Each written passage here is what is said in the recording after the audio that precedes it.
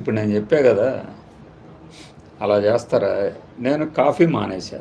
అయితే పొదుపు కోసం కాదు, రెగ్యులర్గా ఒక చోటకి వెళ్తా, ఇంకొకటి దగ్గర 30 రూపీస్ కాఫీ, వాడిచ్చే కాఫీకి 30 రూపాయలు అంటే దరిద్రంగా ఉంటుంది. అది అదీగాక చాలా చండాలంగా పెడతాడు. సో నేను అక్కడికి వెళ్ళను.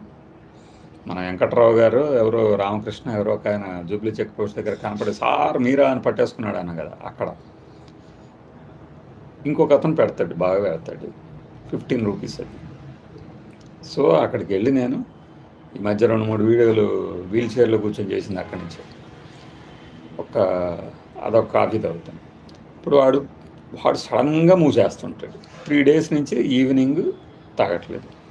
సో ఇది కంపల్షన్ కాదు, కానీ అనుకోకుండా ఇదే 30 డేస్కి ఎంత ఆదా అవుతుంది చెప్పండి. అలానే నేను తాగుతాను, కానీ ఇవి దాచిపెడతాను, పెడితే 450 ఈజీగా అవుతుంది కదా. అదే మార్నింగ్ మళ్ళీ ఒక అల్లంట 30 × 30 900 సేవ్ అవుతాయా లేదా చెప్పండి మీరు. ఎందుకంటే నిన్న మొన్న మనం ఉదయాన్నే వెళ్ళటం కుదరలాక.